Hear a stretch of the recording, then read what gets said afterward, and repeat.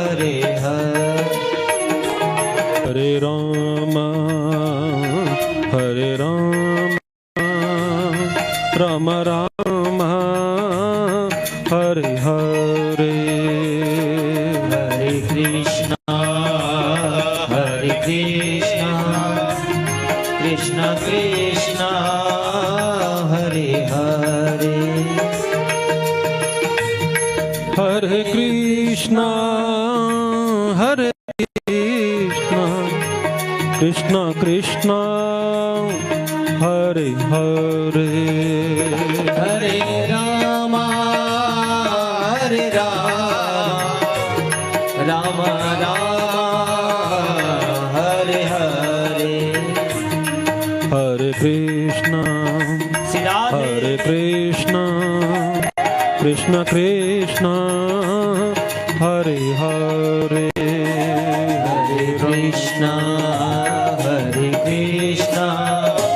कृष्ण कृष्ण हरे हरे हरे राम राम राम हरे हरे हरे कृष्ण कृष्ण कृष्ण हरे हरे कृष्ण कृष्ण कृष्ण हरे हरे हरे राम राम राम हरे हरे हरे कृष्ण कृष्ण कृष्ण हरे हरे हरे राम राम राम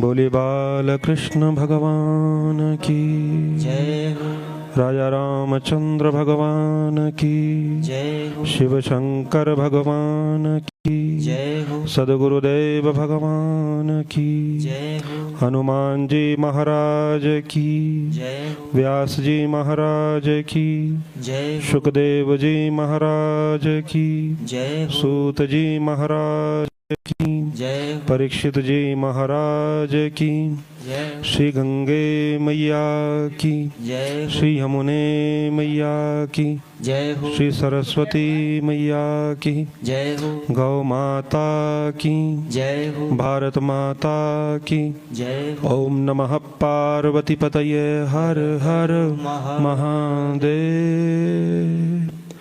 जय जय श्री राधे, जय जय राधे, जय जय श्री राधे श्याम।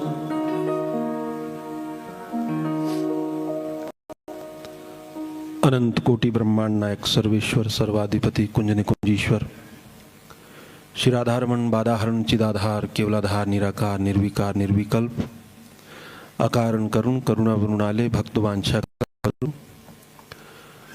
यशोदा नंदन नंदनंदन देवकी नंदन व्रजवल्लभ गोपवल्लभ स्वजन संत वल्लभ श्री राधिका हृदयाम्बुज भास्कर दामिनी दुति विनिंदक सुभग पीताम्बर स्मलंकृत भगवान श्री कृष्ण चंद्र जी के त्रिवृत तापोप समन कारणे निखिल जन हृदय लाद कारणी स्वजन विमुख जन संतोष कारणी वाङ्मयी प्रतिमूर्ति श्रीमद् भागवत महापुराण पंचम दिवस।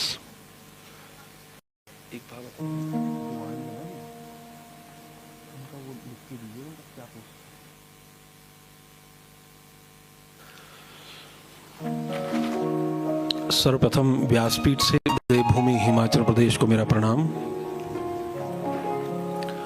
देवभूमि हिमाचल प्रदेश में विराजित समस्त देवी देवताओं को मेरा प्रणाम और साक्षात रूप से यहाँ पर विराजमान श्री बालकृष्ण भगवान को मेरा प्रणाम। देवता धांधी को मेरा प्रणाम, देवता कल्याणु जी को मेरा प्रणाम, माता देवधार को मेरा प्रणाम, माता पधाई को मेरा प्रणाम और मंडल में आवाहित समस्त 33 कोटि देवी देवताओं को मेरा प्रणाम। मंडल में विराजमान अनुष्ठान में विराजित समस्त विप्र मंडली ब्राह्मण देवताओं को प्रणाम और यहाँ पर समस्त गणमान्य व्यक्ति विशेष भाई बंधु सभी को व्यासपीठ से कोटिशाह वंदन। समस्त श्रद्धामयी मातृशक्ति सभी को व्यासपीठ से बारंबार प्रणाम एवं यजमान परिवार सभी के लिए कोटिशाह वंदन। संगीत सखा मंडली सभी आबाल वृद्ध वनिता सभी के लिए व्यासपीठ से नमन। मंगलमय भाव से, चिन्मय भाव से, रसमय भाव से, दिव्य भाव से हम और आप लोग आज भगवान की दिव्यतम पवित्रतम कलि कलुष विभंजनी भवतारिणी भगवती भागीरथी भागवती गंगा में पंचम दिवस में गोता लगाने के लिए यहाँ पर सम्मिलित हुए हैं। भगवत अनुग्रह से ये कथा अविरल प्रभाव से प्रभावित हो रही है और सभी श्रोता बंधु समुदाय इस कथा के प्रत्यक्षदर्शी है और समय के अनुसार जितना समय हमारे पास है उतने समय के अंतर्गत ही कथा आप लोगों के सामने अपने भावों को व्यक्त कर रही है। और ये तो कथा की एक विधा है, कथा की रीति है। जब हम कथा कहते हैं तो कुछ एक कथाओं का विस्तार हो जाता है और कुछ एक कथाओं को संक्षिप्त भी करना पड़ता है। तो इसमें अगर हम इस बात का विचार करें कि समय 3 घंटा है तो शायद इसलिए थोड़ा सा ऊपर नीचे हो रहा है। 3 घंटा छोड़िए, हम समय अगर 6 घंटा भी रख लेंगे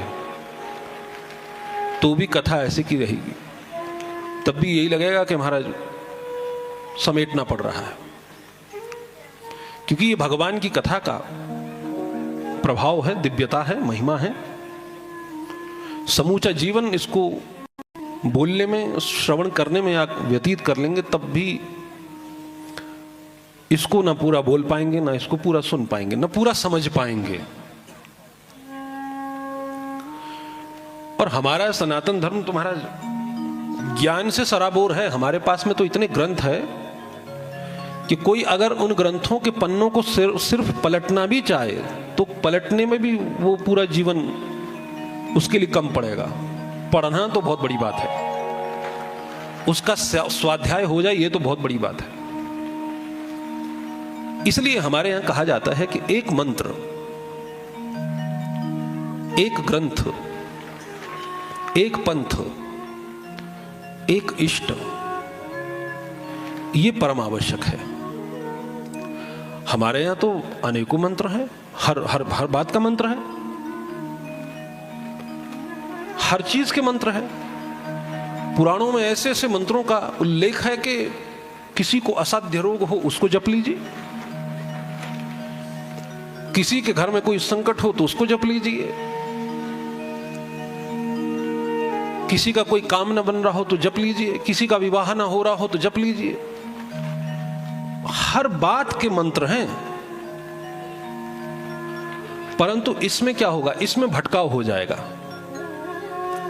इसमें भटकने का संदेह रहता है। इसलिए बहुत अधिक नहीं महाराज। हम विद्यालय में पढ़ते हैं तो विद्यालय में भी महाराज एक एक अध्यापक होता है और अलग अलग विषय के लिए होता है, और एक ही अध्यापक कितने विषय पर महाराज विचार रख पाएगा। तो इसलिए एक ही मार्ग चुनना है, बस एक। भक्ति करने के विधान नवधा भक्ति है, जो आपके लिए सुबोध है, सरलतम है, वो करनी है।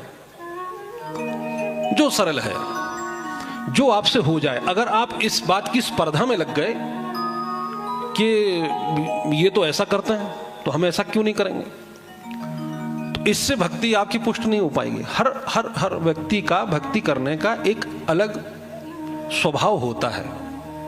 भक्ति स्वभाव के अनुसार होती है। कुछ सतोगुणी होते हैं, कुछ रजोगुणी होते हैं, और कुछ तमोगुणी भी होते हैं। सतोगुणी भक्ति करते हैं निष्काम भावना से, रजोगुणी भक्ति करते हैं सकाम भावना से, तमोगुणी भक्ति करते हैं शक्ति पाने के लिए, दूसरे का अपकार करने के लिए, दूसरे को कष्ट पहुंचाने के लिए, दूसरे को यातना देने के लिए। तो इसलिए आप देखेंगे कि हमारे ऋषि मुनियों ने भक्ति की है तो केवल भगवान को पाने के लिए। जो राजा लोग जिनकी कथाएं हम भागवत में सुनते, उन्होंने भी भक्ति की है, परंतु ऐश्वर्य संपत्ति पाने के लिए। परंतु जब असुरों ने भक्ति की है तो भक्ति के बाद में वरदान का उन्होंने दुरुपयोग ही किया है। तो इसलिए जो आपके लिए सहज है, जो आपसे सहजता से हो जाए। कुछ लोगों को सेवा भक्ति बहुत अच्छी आती, कुछ लोग सेवा भक्त बहुत होते हैं। उनको देखिए तो सेवा में लगे रहते हैं, तो उनकी सेवा में प्रीति है। कुछ लोग नाम जापक होते हैं, उनकी जप में बड़ी प्रीति है। कुछ लोग भगवान के अर्चक होते हैं, जो भगवान की अर्चना करते हैं, भगवान का श्रृंगार करते हैं, पूजन करते हैं। कुछ लोग पुराणों का स्वाध्याय करने में, उन्हें स्वाध्याय करना अच्छा लगता है। तो सबकी अपनी अपनी विधा है। तो जो आपके लिए सहज है, जिसमें आप सहज रूप से हो, वो करिए। भक्ति में किसी भी प्रकार की कोई प्रतिस्पर्धा नहीं माना, जैसे हो जाए।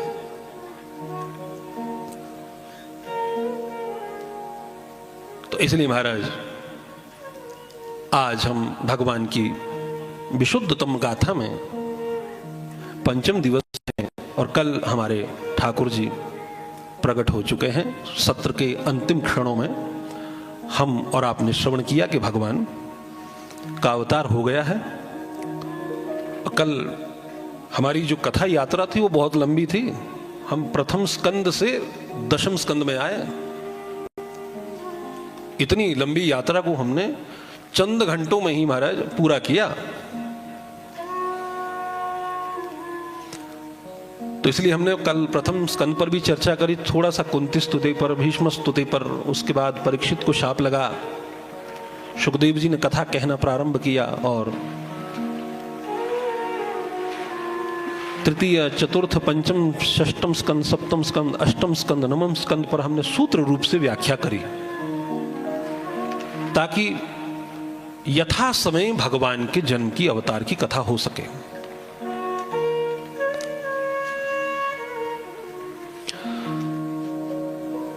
तो कल हमारे ठाकुर हम सभी के मध्य में आकर के आविराजित हो गए हैं, और आज से कथा की जो धारा है अब वो दूसरी है। अभी तक तो भक्तों के चरित्र थे, अन्य प्रसंग थे। अभी तक जिनको हमने सुना वो भक्त थे। कुंती को हमने सुना, भक्त। भीष्म पितामह को सुना, भक्त। परीक्षित को सुना, भक्त। अर्जुन को सुना, भक्त। जिनको भी हम सुनते आए, ध्रुव को सुना, प्रहलाद को सुना, सभी भक्त हैं। तो भागवत क्या है? बोले भागवता नाम चरितम इति भागवतम। जिसमें भगवान के भक्तों का चरित्र है वो है भागवत। इसलिए हमने अभी तक भक्तों के चरित्रों को सुना। भक्तों के चरित्र को सुनने से क्या होता है भाई? जब हम भगवान की कथा सुनने के लिए बैठे तो फिर भक्तों की कथा किस लिए? भगवान की सुनाओ सीधे सीधे। भक्त के चरित्र को सुनकर के हमें भक्ति करने के लिए प्रेरणा मिलती है कि किसी भक्त ने भगवान को पाने के लिए कैसा संघर्ष किया, कैसी भक्ति की, कैसा श्रम साधन किया, कैसी पूजा अर्चना करी, कैसी कैसी बातों का त्याग किया और कैसे कैसे कठिन परिस्थितियां उनके पास में आई। कथा हमें क्या देती है? सबसे बड़ी बात, हम और आप लोग इस 21वीं सदी में, जिस सदी में सबसे ज्यादा अगर अभाव किसी का है वो है समय का,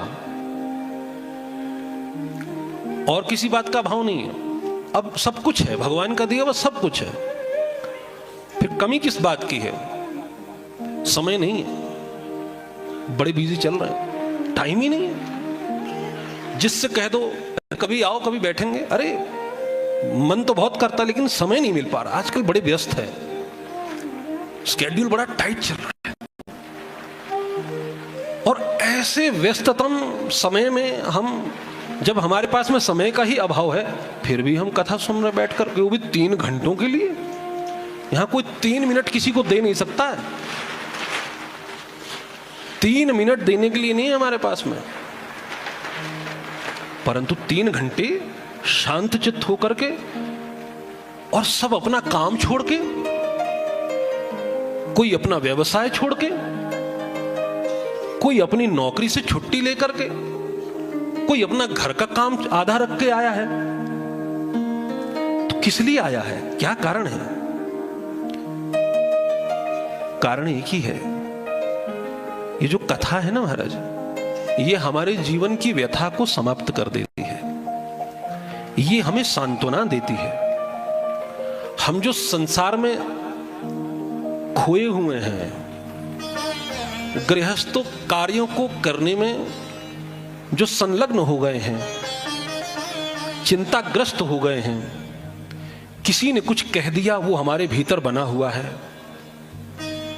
किसी ने कुछ कर दिया उसका कांटा हमारे बीच में है, किसी ने कुछ, तो ये सब जितने भी क्लेश है, ये सब जितने भी दुर्विचार है, ये जो दुर्भावनाएं हैं, जो निराशा है, जो जीवन में उदासीनता आ गई है, हर समय चिंताग्रस्त रहते हैं, इसका जो समाधान है वो कथा में मिल जाता है।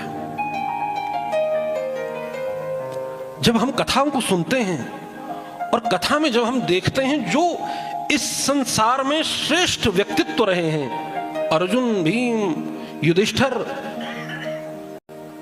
इनको हम सुन रहे हैं आज, तो भाई कुछ तो होगा इनके जीवन में, इसलिए सुन रहे हैं हम इनको। अर्थात अन्यथा कौन किसी को सुनता है, लेकिन कुछ इन्होंने अपने जीवन में संघर्ष किया है। और अर्जुन गांडीवधारी, इसका एक बाण से 1000 बाण निकलते हैं। युधिष्ठिर, जिनका सत्य महाराज संसार में सत्य की कीर्ति पताका फैली हुई है। भीमसेन महाबलवान, परंतु इन्होंने भी जीवन में कष्टों को भोगा, वन वन भटके, दर दर भटके, जंगलों में घूमे, कभी भूखे रहना पड़ा, कभी ठंड में रहना पड़ा, कभी वर्षा में भीगना पड़ा, कभी गर्मी में तपना पड़ा, नाना प्रकार की यातनाओं को सहना पड़ा। तो ये कौन है? ये वो लोग हैं जो भगवान के साथ में रहे हैं, जो भगवान के समय में रहे हैं, और उनको भी जीवन में इतने कष्ट मिले हैं। तो इससे हमें ये सांत्वना मिल जाती है कि हम तो एक साधारण इंसान हैं। अगर हमारे जीवन में थोड़ा बहुत कष्ट आ भी रहा है, थोड़े बहुत संकट आ भी रहे हैं, थोड़े बहुत विघ्न उत्पन्न भी हो रहे हैं, तो देखिए इनके चरित्रों को। इसीलिए इनके चरित्रों को सुना जा रहा है, क्योंकि इन्होंने संघर्ष किया, संघर्ष छोड़ा नहीं है, करते रहे हैं, जीवन पर्यंत किया है। और फिर करने के बाद, सब कुछ पाने के बाद, सब कुछ ग्रहण करने के बाद दिया। तो इसका अर्थ क्या है कि भाई जब आप धरती पे आए हो तो कुछ करना है, खाली नहीं रहना है, करना है और करते रहना है। भगवान गीता में कहते हैं नियतम कुरु कर्मत्वम कर्म ज्यायो ह्यकर्मणः। कर्म ना करने की अपेक्षा कर्म करना सर्वश्रेष्ठ है अर्जुन। आप ये सोच के बैठ के कुछ करना नहीं है। भगवान तो कहते करना है, कर्म ना करने से श्रेष्ठ है कर्म करना। क्यों करें? तो भगवान कहते शरीर यात्रा पिचते न प्रसिद्धेत अकर्मणः। ये जो तेरी शरीर की यात्रा है ये बिना कर्म के सिद्ध नहीं हो पाएगी, इसलिए कर्म तो करना है। बिना कर्म के कैसे रहोगे? तो इसलिए जीवन में करना है। जब आए हैं तो कुछ करके दिखाना है। और कितना भी संकट आ जाए, कितनी भी विकट परिस्थिति आ जाए, कितने भी विघ्न आ जाए, पीछे नहीं हटना, लगे रहना है, लगे रहना है, करते रहिए। और करने के बाद में बना लीजिए, जो बन सकता बना लीजिए, दिखा दीजिए, परंतु फिर बनाने के बाद में फिर उसकी आसक्ति को भी छोड़ दीजिए, फिर बांधना नहीं है। इसलिए पांडवों ने राज्य को पाने के लिए संघर्ष किया, अपने ही संबंधियों के साथ में युद्ध किया, और पश्चात में क्या हुआ? बड़े संकटों के साथ, बड़े संघर्षों से युद्ध को जीता, जीतने के बाद राज्य को जीता, राज्य को जीतने के बाद राज्य को भोगा। और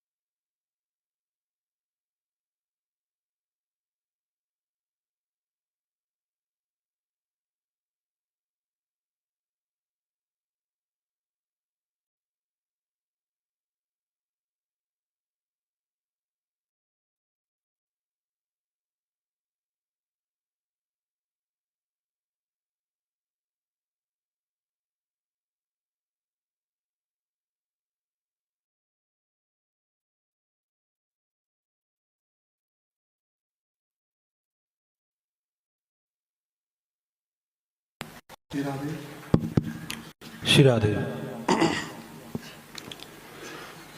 तो महाराज से कर्म के ऊपर चर्चा कर रहा था कि भाई जब आए हैं तो कुछ करके दिखाना पड़ेगा, कुछ करना तो पड़ेगा। इसलिए भगवान प्रेरित कर रहे हैं कि करना है भाई, खाली नहीं बैठना है। अर्जुन ने कहा नहीं महाराज, नहीं करना है, क्योंकि ये जो सामने है ना, ये सब मेरे संबंधी है। कोई मेरा भतीजा है, कोई मेरा भाई लगता है, कोई मेरा मामा लगता है, कोई मेरा चाचा लगता है, कोई आचार्य है। आचार्यान मातुलान भ्रातृन पौत्रान पुत्रान सखम तथा, सब संबंधी है महाराज। इनके साथ में कैसे युद्ध करूंगा मैं? इसलिए नहीं चाहिए, चाहिए ही नहीं। अगर अर्जुन ने सीधे सीधे भगवान से कह दिया गुरुन हत्वा ही महानुभावान श्रेयो भोक्तुम भक्षमपि हलोके। अपने गुरुओं को, अपने शिष्ट जनों को मारने से तो अच्छा है मैं इस धरती में भीख मांग के खा लूंगा, पर इनसे युद्ध नहीं करूंगा। ये अर्जुन का वाक्य है। मैं भीख ले लूंगा, भिक्षावृत्ति से मैं अपने जीवन का यापन कर लूंगा, परंतु मैं महाराज इनसे युद्ध नहीं करूंगा। मुझे ऐसा राज्य नहीं चाहिए जो अपने ही संबंधियों के रक्त से रंजित हो। तब अर्जुन को भगवान ने कहा महाराज, ये जितने भी संबंधी जिनके लिए तू रो रहा है, ये संबंधी किस लिए खड़े हैं? देख जरा दृष्टि घुमा के चारों तरफ। किसी के हाथ में तलवार है, किसी के हाथ में भाला है, किसी के हाथ में सब तेरे लिए है। कोई एक व्यक्ति हो जिसने पुष्प की माला हाथ में ली हुई हो। यहां कोई भी तुम्हें सम्मानित करने नहीं आया है। सब अवसर ढूंढ रहे हैं तुझे मारने का, सब तुझे मारने के लिए आए हैं।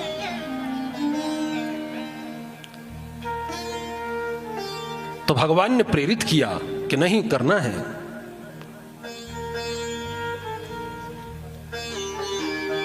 और करने के बाद में फिर भगवान ने प्रेरित किया, अर्जुन प्रेरित हुए और युद्ध हुआ, जीत गए। जीतने के बाद को भोगा और भोगने के बाद में जैसे ही भगवान धराधाम से चले गए तत्काल छोड़ भी दिया। फिर रोए नहीं महाराज, फिर छोड़ दिया तुरंत। महाराज अपने पौत्र को संभाल दिया, कहा भाई बस।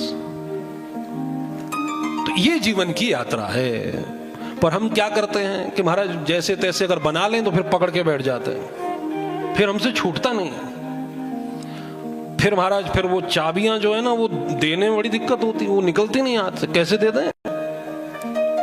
अरे बड़ी मेहनत से ये कमरे बने, बड़ी मेहनत से अलमारियां बनी है, अब इनकी चाबियां किसी और के हाथ में कैसे दे दें? पर यही रीति है, देना पड़ेगा। कोई जबरदस्ती आपको टीम से निकाल दे, इससे अच्छा है आप स्वयं ही महाराज संन्यास ले लो, तो उससे सम्मान मिलेगा। नहीं, और कोई कहे महाराज अब ये ठीक से खेल नहीं पा रहा, इसे निकालो, तो अपमानित हो जाओगे। इससे अच्छा है भाई, समझदार खिलाड़ी वो होता है जो खूब प्रयास करके पहले खूब अच्छे से खेलता है, खूब नाम बनाता है, और जब उसको लगे कि अब मैं खेलने में असमर्थ हूं तो अपने आप ही संन्यास ले लेता है, तो सम्मानित रहता है।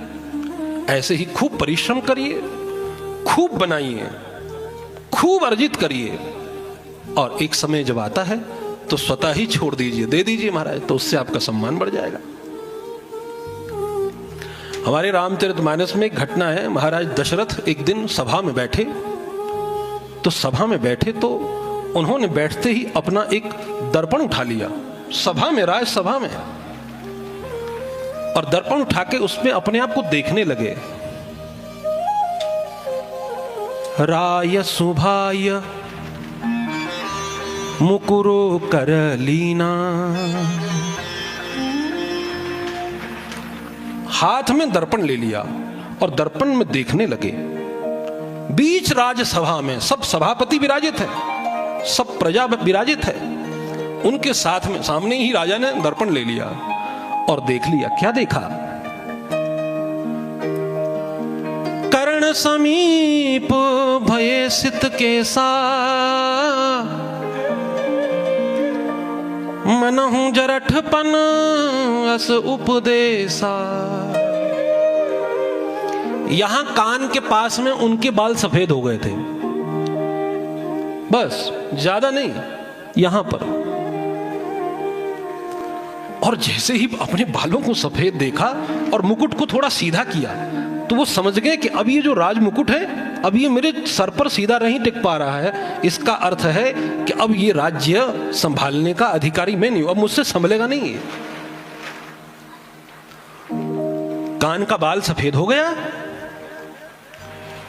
तो राजा समझ गए कि क्या करना है। हमारे शास्त्र तो कहते हैं कृतांतस्य दूरी प्राकरण मूले समागत्य वक्ति इति लोका शृणुद्वम परस्त्री परद्रव्य वांछत जद्वम भजद्वम रमानाथ पादारविंदम। ये जो बोले कान के पास में सफेद वाला आ जाता है ना महाराज, बोले ये कृतांतस्य दूती, ये यमराज की दूती है, जो आकर के समझाने लग जाती कि बेटा सफेदी का मतलब है अब काला काला छोड़ दे और सफेद सफेद करना शुरू कर दे। जितने भी काले कर्म हैं अब इनको धीरे धीरे छोड़ते चलिए और काम करना शुरू कर दे। भजद्वम रमानाथ पादार विंदम, अब धीरे धीरे भगवान के चरणों का भजन ध्यान करना शुरू कर ले भाई। तो इसलिए संघर्ष करना है जीवन में, बनाना है, बना के करके जाना है कि दुनिया याद करे, कहे कि कोई था, कोई था, क्योंकि शरीर नहीं रहेगा, शरीर की एक सीमा है, शरीर नहीं रहने वाला है। परंतु शास्त्र कहते हैं शरीरस्य गुणानां च दूर मत्यंत मंतरम शरीरम क्षण विध्वंसी कल्पांत स्थायिनो गुणः। शरीर और गुण में इतना सा अंतर है। क्या? शरीर तो कभी भी समाप्त हो जाएगा, परंतु जो आपके गुण हैं जब तक धरती रहेगी तब तक रहेंगे। लोग उसकी चर्चा करेंगे, लोग उसकी बातें करेंगे, आपका यश गाएंगे। तो इसलिए भगवान कहते हैं कि अर्जुन कुछ ऐसा करके जा कि लोग तेरे गुण को गाए, तेरी कथा को कहें, अन्यथा ये समाज तेरा तिरस्कार करेगा, कहेगा कि देखो जो अर्जुन है ना, उसने भी युद्ध में अपने धनुष बाण छोड़ दिए थे। तो इसलिए तू समाज का श्रेष्ठ व्यक्तित्व है, तुम्हें धनुष बाण को नहीं छोड़ना है, तुम्हें धारण करके रखना है। जो समाज के श्रेष्ठ लोग होते हैं उनका समाज के प्रति दायित्व होता है, उन्हें समाज में ऐसा काम करना होता है जिस काम को देख करके समाज के अन्य लोग भी उनका अनुसरण करें। भगवान कहते हैं यद्यत आचरति श्रेष्ठस्तत्तदेवे तरो जना सयत प्रमाणम कुरुते लोकस तदनुवर्तते। जो श्रेष्ठ लोग हैं वो जो करते हैं वो कर के दूसरों के लिए प्रमाण हो जाता है, और संसार के अन्य लोग भी उनको देख करके वही अनुसरण करने लग जाते हैं। तो संसार का जो श्रेष्ठ व्यक्ति है उसका ये धर्म बनता है कि वो श्रेष्ठ कर्म करे।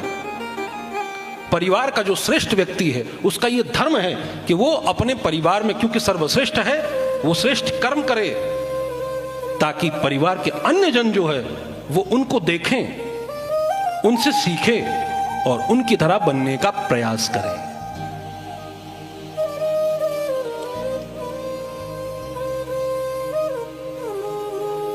तो इसलिए कथा क्या देती है? कथा यही देती है। इसीलिए हम अपना समय को खोकर के यहां बैठे हैं।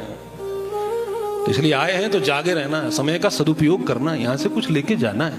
ये कथा है, ये देगी। ये कथा जो है ना, ये मनोरंजन के लिए नहीं होती है, ये मनोमंथन के लिए होती है। ये नहीं कि चलो जाके टाइम पास कर लेंगे, नहीं नहीं नहीं, नहीं। मन को मांझने के लिए है कि जो हमारे अंदर जो विकारों का मैल है जो बन गया है, तो जब हम कथा सुनते हैं तो सुनकर के जहां भी आपको अपनी त्रुटि दिखाई दे तुरंत उस बात को हृदयस्थ कर लो, तत्काल उसको नोट कर लो कि ये मेरे काम की है, ये दोष मेरे भीतर में है, इस दोष को मुझे निकाल।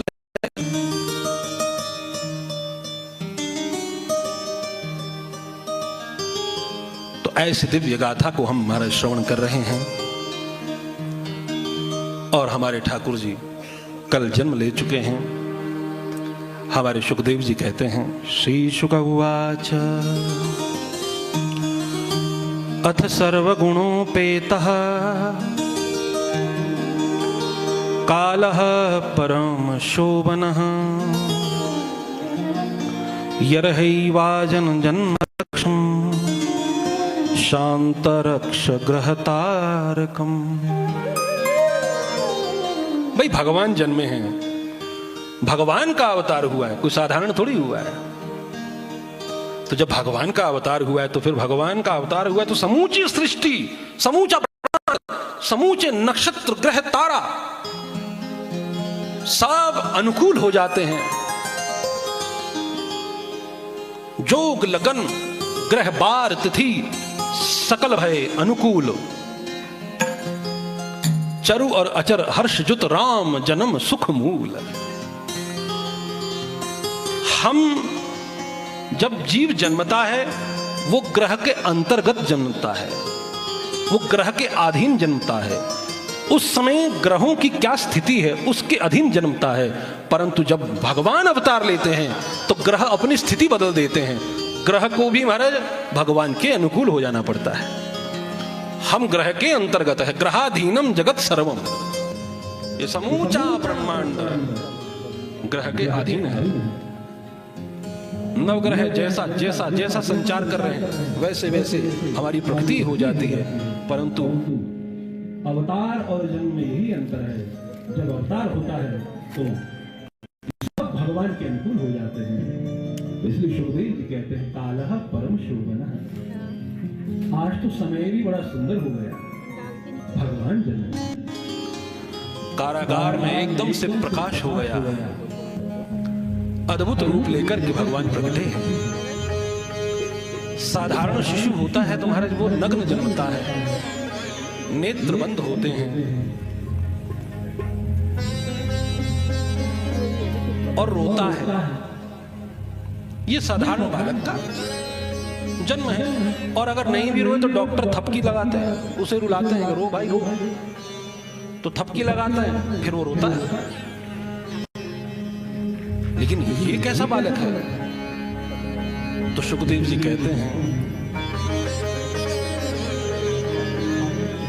तमद्भुतं बालकमम्बुजीक्षणं चतुर्भुजं शङ्खगदायुधायुधम्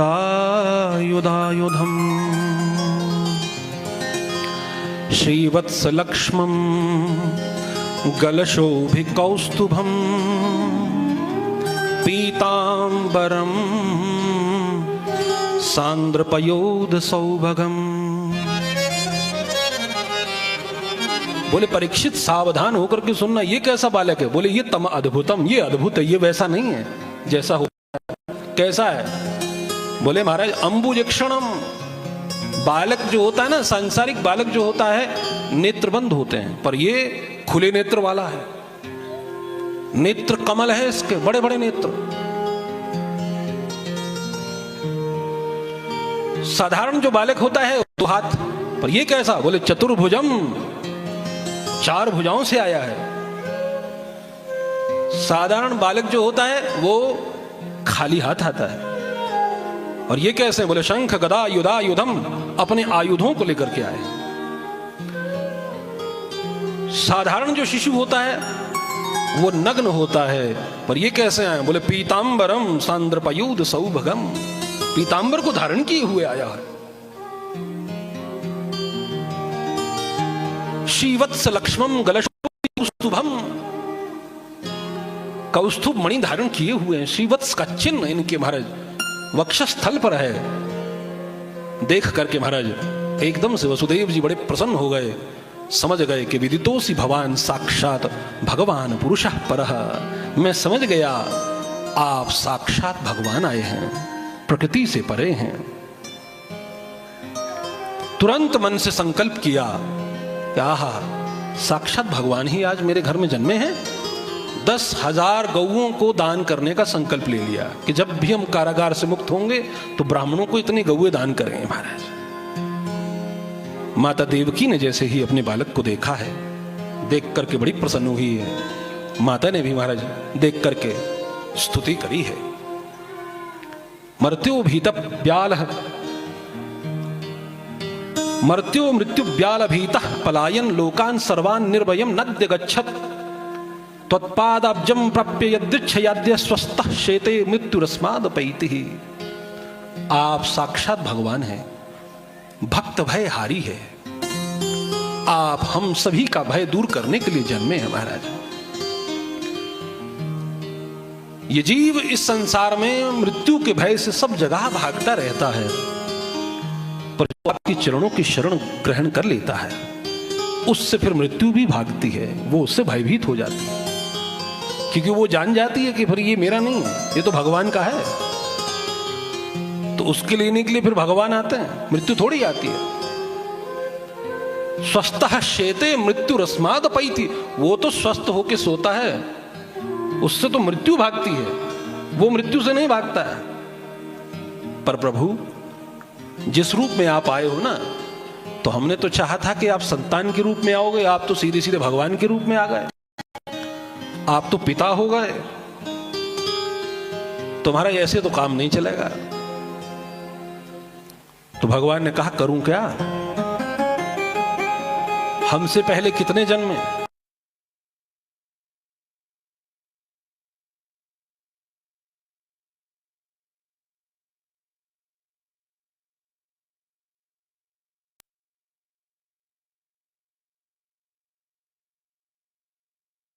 चाहते हैं हमें तो भाई आप, क्योंकि आप जन्मे हो तो भाई हर माता है वो चाहती है कि अपने हृदय से बालक को, तब तो सुकून मिलेगा, तब तो चैन मिलेगा। और माता के लिए कभी भी बालक कभी भी महाराज बड़ा नहीं होता है, हमेशा छोटा ही रहता है। और ध्यान रखिए जब तक घर में माता पिता है ना, तो आप 60 वर्ष के क्यों ना हो गए, आप छोटे ही रहते हो। घर में जब आते हो तो छोटे बन के आते हो, क्योंकि पूछेंगे, डांटेंगे, कहां रहे, कहां इतनी देर हो गई, तो पूरी इंक्वायरी हो जाती है, भले ही 60 साल के क्यों ना हो। और जिस दिन माता पिता की छत चली जाती है, फिर उस दिन आप अपने आप बड़े हो जाते हो फिर। तो इसलिए महाराज हम चाहते हैं कि आप बालक हो जाओ। और आश्चर्य तो इस बात का है कि आप आए तो आए क्यों? साक्षात भगवान हमारे यहां आ गए। हमने तो ऐसा कुछ नहीं मांगा था, हमने तो ऐसा सोचा भी नहीं था, और हमें तो ऐसा लगता भी नहीं कि हमने अपने जीवन में कुछ ऐसा किया होगा कि आप हमारे यहां जन्मोगे। तो भगवान ने कहा, यहां बिना कर्म के कुछ नहीं मिलता है, बिना साधना के कोई फल नहीं मिलता है, फ्री में कुछ नहीं बंटता है। अगर मैं तुम्हारे यहां आया हूं, इसके पीछे कारण है। हे माता, आप स्वयंभू मनवंतर में प्रश्नी थी, और मेरे पिता जो है ये सुतपा थे। आपने 12,000 वर्ष तक तपस्या करी है, 12,000 वर्ष तक मुझे संतान रूप में पाने के लिए, और वो आप भूल गए। अब आपको याद नहीं रहेगा, क्योंकि पिछले जन्म का हम भूल जाते, हमें याद नहीं रहता। और अगर याद रहने लगे तो क्या होगा मालूम है? फिर तो आदमी छोड़ेगा ही कुछ नहीं। यहां जन्मा तो वहां का भी हिसाब लेने चला जाएगा वो, भैया हम वहां जन्मे लेकिन ये खेती बाड़ी हमारी रहेगी, ये हम नहीं छोड़ने वाले। वो तो पुराना हिसाब सब ले लेगा। तो इसलिए पिछला कुछ याद नहीं रहता, जो है सो गया। तो इसलिए भगवान ने कहा कि माता ऐसे ही नहीं चला आया हूं, 12,000 वर्षों का कठिन तप किया है आप लोगों ने, तब मैं उस समय आपके यहां प्रश्नी गर्भ रूप से जन्मा था। उसके बाद आप ही कश्यप और अदिति बन के जन्मे, तो मैं आपके यहाँ वामन रूप से प्रकट हुआ हूँ, और आज आप ही वसुदेव और देवकी बन के जन्मे हो। तो आज मैं आपके यहाँ फिर से जन्म लेके आया हूँ, ये आपके ही महाराज तप का फल है। तो वसुदेव जी ने कहा, ठीक है महाराज, परंतु हम चाहते हैं कि आप इस कारागार में ना रहें महाराज। तो उन्होंने कहा, तो ठीक है, एक काम करो, मैं अभी तत्काल अपने आयुधों का परित्याग करता हूं, मैं अभी तत्काल यहां पर महाराज प्राकृतिक रूप धारण कर लेता हूं। आप यहां से मुझे महाराज फिर गोकुल लेके जाओ, वहां यशोदा जी के यहां माया जन्मी है, आप उस माया को यहां लेके आइए और मुझे महाराज नंद बाबा के घर में छोड़ दीजिए महाराज। तत्काल वसुदेव जी ने सुना, स्वीकृत हो गए। तो भगवान भी प्राकृत रूप में आ गए। उसी क्षण माता देवकी ने भगवान को अपने हृदय से लगाया, और एक सूप वहां पर था, उसमें भगवान को रखा, और जैसे ही भगवान के लिए हाथ आगे किए तो हाथ की बेड़ियां खुल गई, और सूप को मस्तक पर रखा। चलने लगे तो पैर की बेड़ियां खुल गई। द्वार तक आए तो द्वार खुल गए, जैसे ही बाहर आए तो द्वारपाल सो गए महाराज।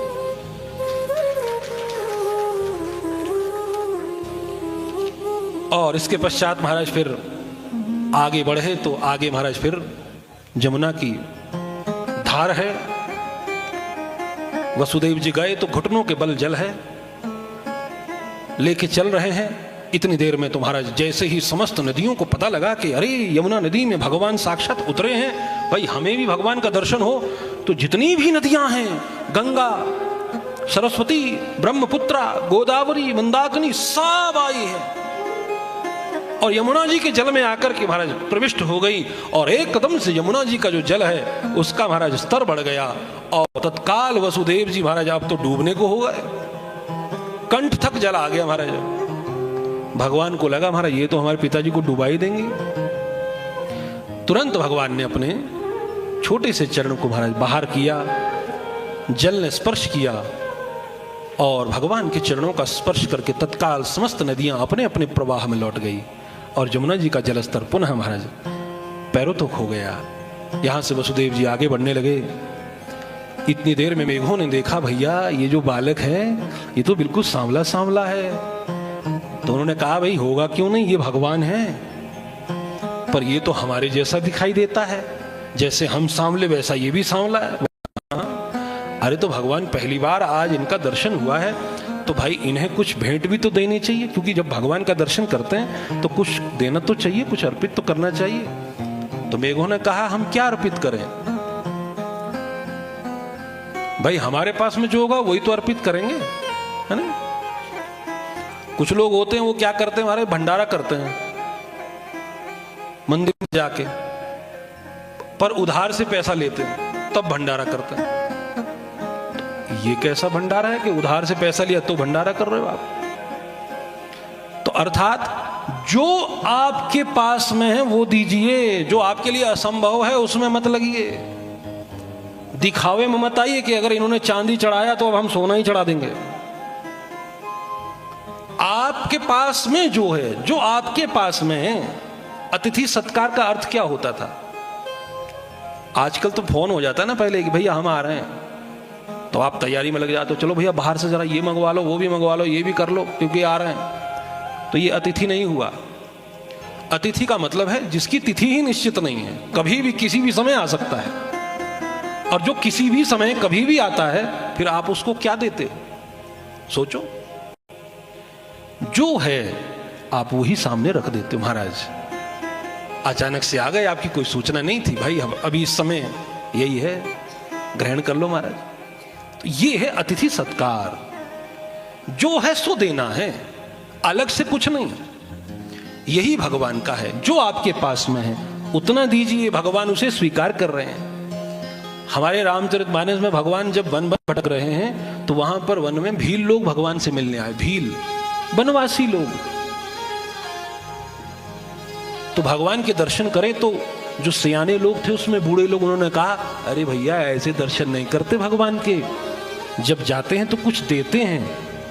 तो हाँ महाराज, तो भील लोग के पास में क्या होगा? कोई जंगल से आया, हाथ में समिधा थी, भगवान को दे दी।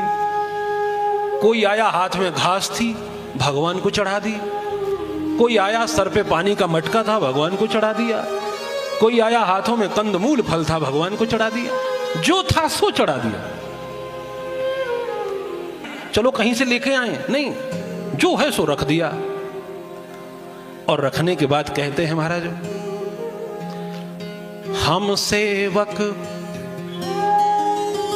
परिवार समेता नाथ न सकुचब आयसु देता। और फिर आत्मनिवेदन कर दिया कि महाराज जो है सो आपको दे दिया, ध्यान रखना हम आपके सेवक हैं, और पूरे परिवार सहित।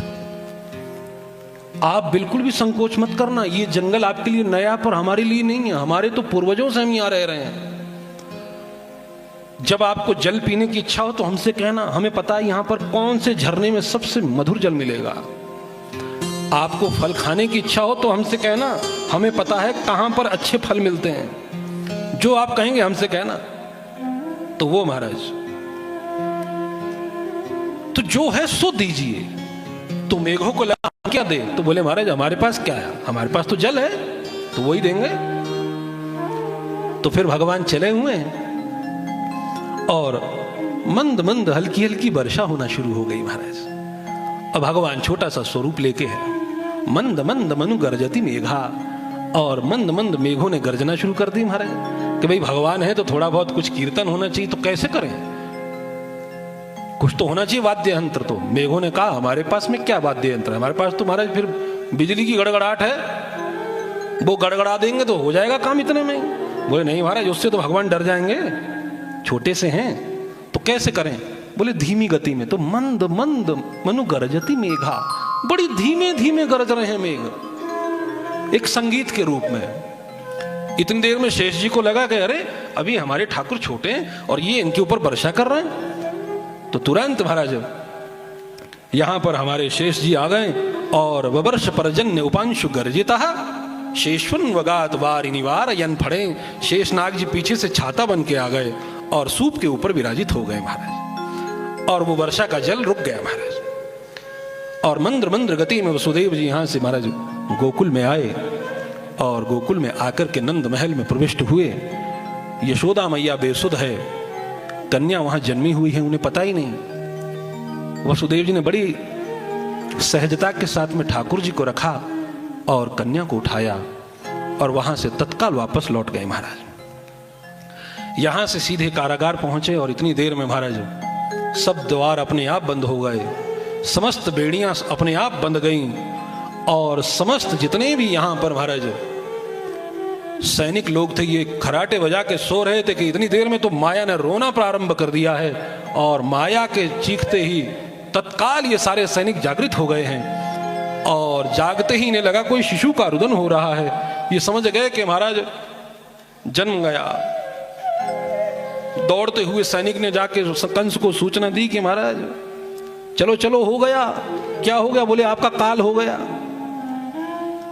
कंस वहां से महाराज जैसा था वैसा ही भागा, न कोई अस्त्र हाथ में न कोई शस्त्र हाथ में, दौड़ता हुआ आया महाराज। जैसे ही कारागार में प्रविष्ट हुआ और आते ही कन्या की तरफ हाथ बढ़ाया तो देवकी ने हाथ जोड़ लिए। महाराज ये तो कन्या है और कन्या अवध्य होती। महाराज इस पे तो दया करो, कम से कम आज तक आपने 6 पुत्रों को मार दिया, इस पे तो दया करो। अब कंस विचार में पड़ गया कि ये कन्या कैसे हो गई, तो सोचा कि कन्या को छोड़ दूं, पाप लगेगा। फिर नारद जी का वचन आ गया कि महाराज देवता है, छल कर सकते हैं, कुछ भी हो सकता है। फिर सोचे हो सकता है ये कन्या ना हो तो इसी से कोई जन्मे, क्या पता थोड़ा बहुत इन्होंने षड्यंत्र में कुछ परिवर्तन कर दिया हो कि भाई कंस आके मार जाता तो इसलिए कन्या जन्मेगी, कन्या को ये मारेगा नहीं तो इसी कन्या से कोई जन्म जाए, वो मेरे लिए मृत्यु बन जाए। तो इसलिए महाराज फिर इस तरह का कोई ऐसा काम नहीं करना, अपने लिए कुछ छोड़ना नहीं, कोई भी कांटा। तत्काल इसने महाराज कन्या को देवकी के हाथों से झपट लिया और जैसे ही महाराज दीवार पर पटकने लगा उसी समय ये कन्या महाराज आकाश मंडल में चली गई और अष्टभुजा रूप में प्रकट हो गई। महाराज अष्टभुजा माता की जय हो, दुर्गा माता की जय हो।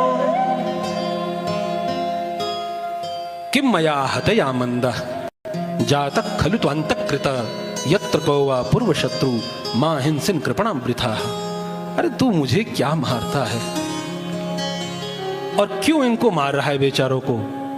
तुझे मारने वाला तो वैसे ही कहीं पैदा हो गया है, इसलिए इन अबोध बालकों को मारना छोड़ दे।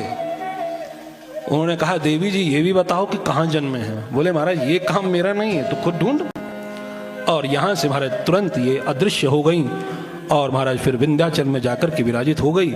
आज भी अष्टभुजा रूप में विंध्याचल पर विराजित है महाराज। यहां से कंस महाराज तत्काल अपने राजसभा में आया और आपत्कालीन जो है बैठक बिठाई कि महाराज देवताओं ने छल कर दिया है, बताइए क्या करना चाहिए। हम तो सोच रहे थे कि महाराज यहां जन्मेगा लेकिन वो तो कहीं और ही हो गया, अब क्या करें, बताओ क्या करना चाहिए। तो कहा महाराज हम आपको एक मंत्रणा देते हैं।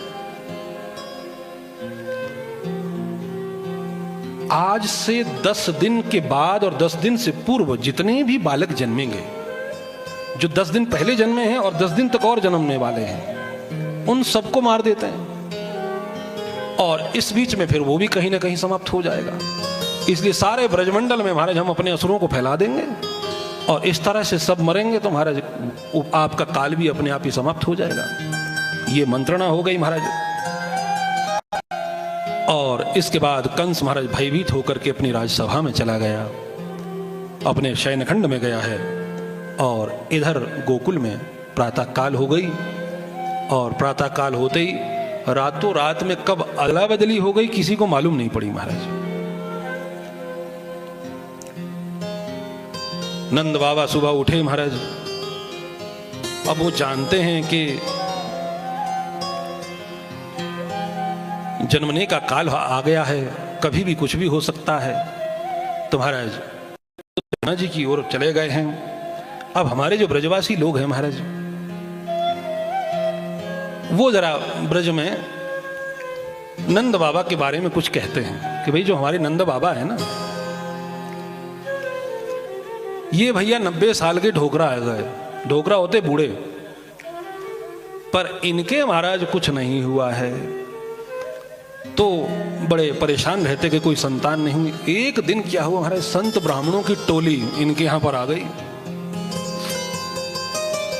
और जैसे ही कीर्तन करते हुए ब्राह्मणों और संतों की टोली आई, नंद बाबा बड़े प्रसन्न हुए। नंद बाबा ने तुरंत महाराज अपने महल के द्वार खोल दिए, तुरंत अपने अन्नपूर्णा के द्वार खोल दिए और तुरंत कहा महाराज मैया यशोदा से कि भैया संत ब्राह्मणन की टोली आई है मेहर, जल्दी कछु बनाए दे, कछु खवाए दे।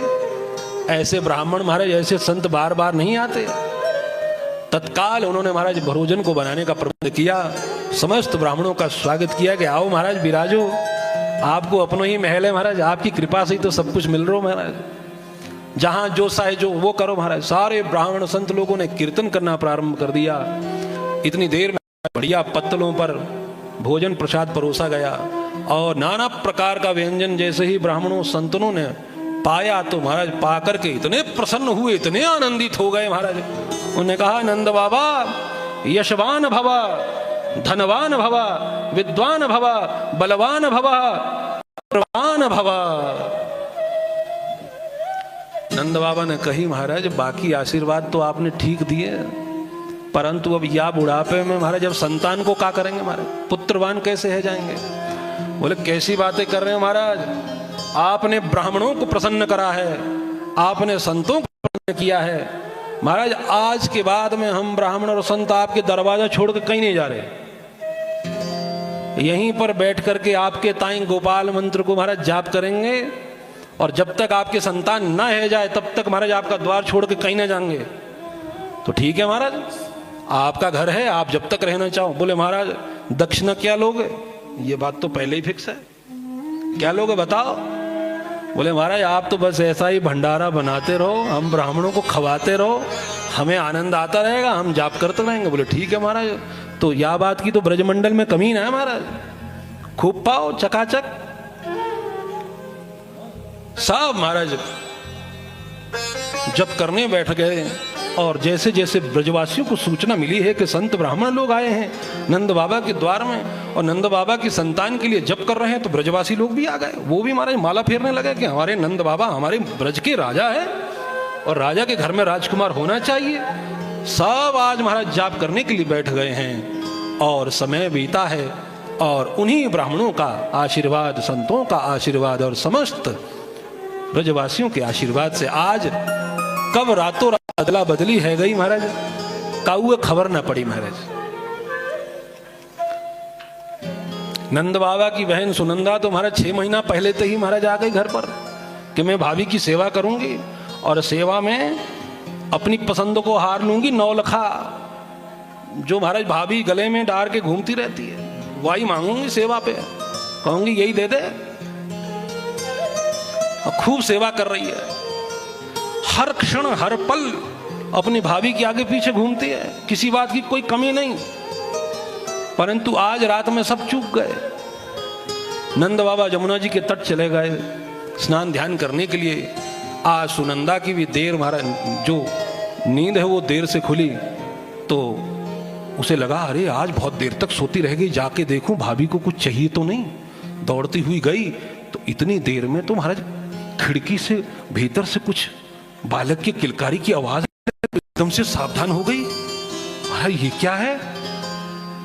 तो बड़े दबे कदमों से भीतर गई तो भीतर जैसे ही जाकर के महाराज माता यशोदा के पर्यंक पर देखा तो मैया यशोदा तो से सो रही है और यहाँ पर एकदम उज्जवल नीलमणि के समान चमचमाते हमारे नीलवर्ण के ठाकुर हमारे किलकारियां ले रहे हैं। बड़े जोर से चिल्लाई अरे भैया है गयो है गयो है गयो है गयो भैया। इतनी देर में सारे संत ब्राह्मणों के महाराज कान खुल गए। अरे क्या हो गया, क्या है गो सुनंदा। बोले कछु ना भैया भैया। अरे अभी तो चिल्लाई। बोले मैं वैसे ही चिल्ला गई तो क्या हुआ, ये बताओ नंद बाबा कहाँ हैं। बोले अभाली महाराज निकल के गए जमुना जल पे। दौड़ते हुए गई महाराज, वहां जाके नंद बाबा महाराज माला जप रहे थे और बड़े महाराज नेत्रों को बंद किए हुए घबराए हुए से थे, महाराज पता नहीं कब क्या हो जाए। इतनी देर में माला फेरते हुए सुनंदा ने देखा तो कहा अरे बाबा छोड़ दे माला, घर में प्रकट है गयो लाला।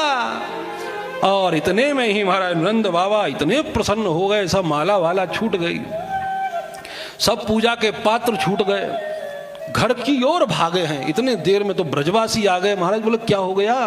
अरे बोले महाराज घर में लाला हो गया और मुझे पता भी नहीं मैं यहाँ। अरे बोले लाला हो गया, अब तो शोर मच गया पूरे ब्रज में। महाराज एकदम से दौड़ते हुए सारे ब्रजवासी आए। उन्होंने कहा महाराज ऐसे नहीं जाते, कहाँ जा रहे हो?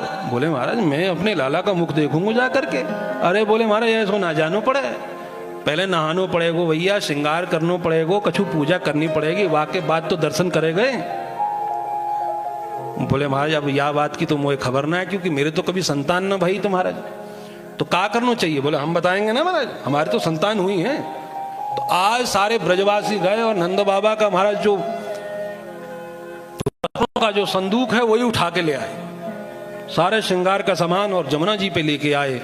108 महाराज डुबकियां नंद बाबा ने जमुना जी में दी है। और इसके बाद ब्राह्मणों ने, महाराज गोपों ने नंद बाबा को सजाना प्रारंभ किया। पीले रंग की धोती, पीले रंग की बगलबंदी, पीले रंग की पगड़ी और बढ़िया पीले रंग को चंदन मस्तक पर, आंखन में मोटो मोटो काजर, और महाराज बढ़िया मूछन में इत्र लगायो और होठन में महाराज पान दबायो। अब कहा महाराज अब देखो देखो श्रृंगार। जैसे ही नंद बाबा देखा, हाँ महाराज बात तो कुछ है। तो ये सब क्या है? बोले यही करना पड़े महाराज, जब संतान होए तो सजनो पड़े, श्रृंगार करना पड़े। जब तक सजोगे धजोगे नहीं, कैसे मालूम पड़ेगी महाराज घर में लाला भयो है। बोले अब क्या करना? बोले हम बताएंगे ना, चलो महाराज। इतनी देर में तो नंद बाबा बड़े उतावले होकर के भीतर भागने लगे। फिर ब्रजवासियों ने पकड़ा, बोले महाराज अभी नहीं जाना।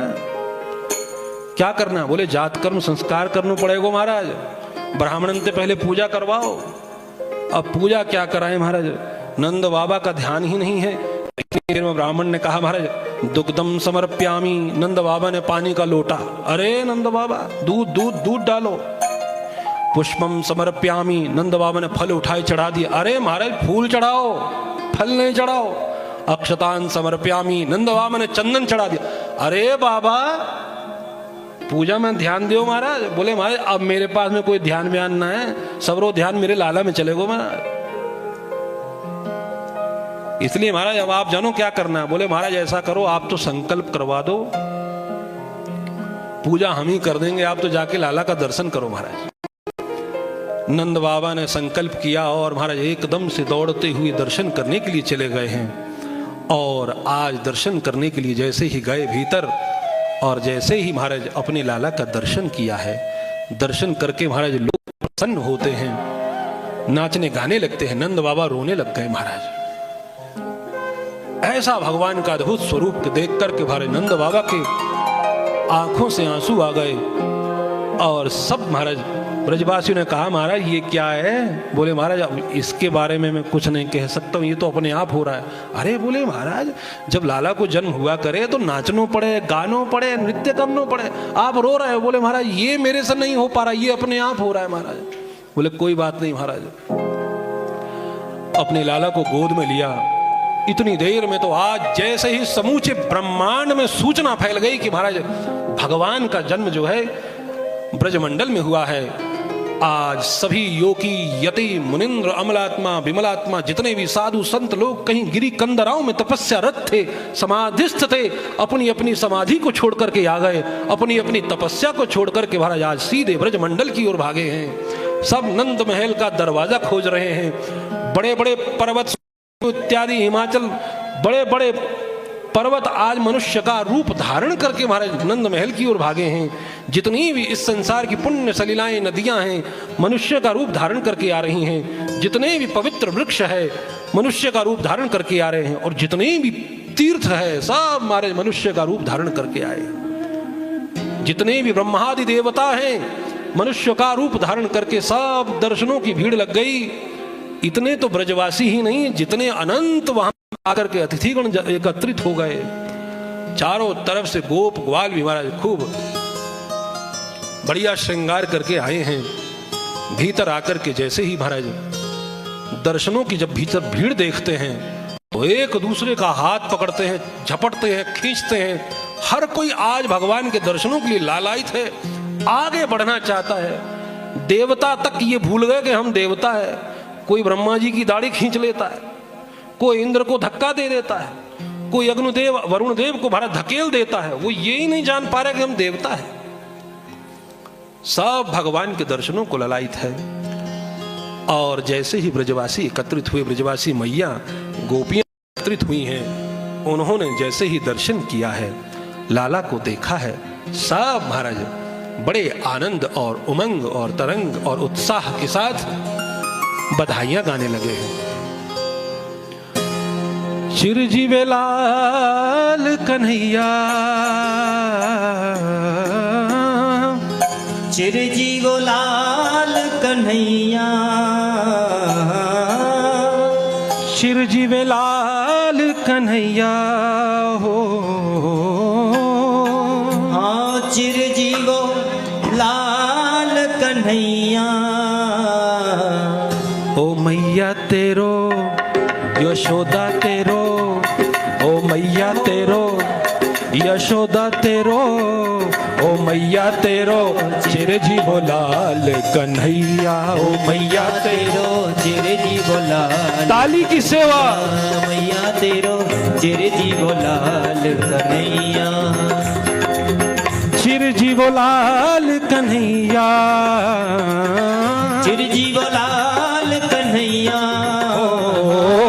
चिरजीवो लाल कन्हैया, चिरजीवो लाल कन्हैया, ओ मैया तेरो यशोदा तेरो, ओ मैया तेरो चिरजीवो लाल कन्हैया, ओ मैया तेरो चिरजीवो लाल कन्हैया, यशोदा तेरो चिरजीवो लाल कन्हैया, ओ मैया तेरो चिरजीवो लाल कन्हैया।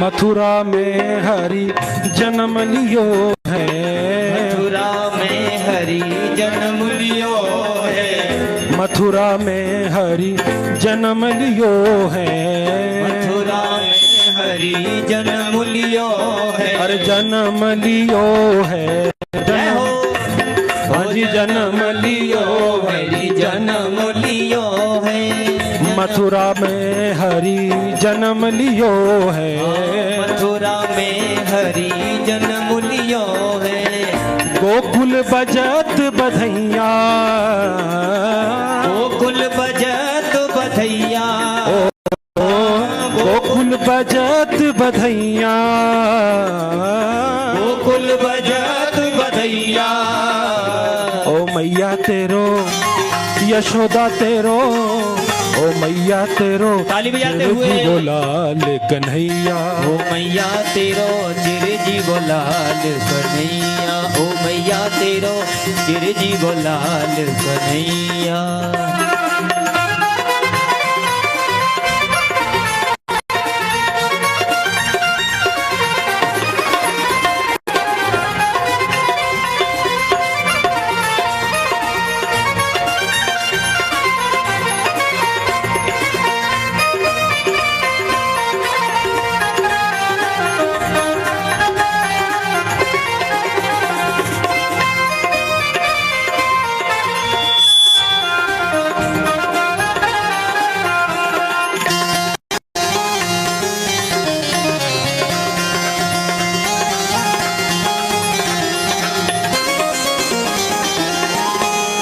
गोपी ग्वाल बाल सब नाचे, गोपी ग्वाल बाल सब नाचे, गोपी ग्वाल बाल सब नाचे, गोपी ग्वाल बाल सब नाचे।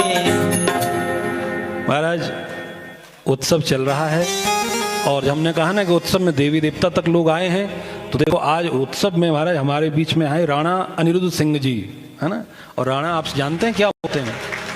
राजा भगवान की विभूति होते हैं। हाँ, नरा नाम च नराधिपम, भगवान गीता में कहते हैं नरों में राजा मैं ही होता हूँ महाराज। तो ये साक्षात भगवान की विभूति हमारे मध्य में महाराज पधारे हैं। और आप हिमाचल सरकार में आजकल की जो हमारे पास कांग्रेस की सरकार है, आप माननीय वहाँ पर मंत्री पद पर विराजित है और आप जनता की सेवा में संलग्न रहते हैं। आपका यश इस शिमला में कौन नहीं जानता है। तो व्यासपीठ से आपका बहुत बहुत साधुवाद है, बहुत बहुत स्वागत है। तुम्हारा सभी श्रोता बंधु कर ध्वनि से इनका स्वागत करिए। तो आइए उत्सव में सम्मिलित होइए महाराज। गोपी ग्वाल बाल सब नाचे, गोपी ग्वाल बाल सब नाचे, गोपी ग्वाल बाल सब नाचे, गोपी ग्वाल बाल सब नाचे। धन धन यशोदा मैया, धन धन यशोदा मैया, धन धन यशोदा मैया, धन धन यशोदा मैया। ओ मैया तेरो यशोदा तेरो, ओ मैया तेरो चिर जीवो लाल कन्हैया, ओ मैया तेरो चिर जीवो लाल कन्हैया, ओ मैया तेरो चिर जीवो लाल कन्हैया, ओ मैया तेरो चिर जीवो लाल कन्हैया।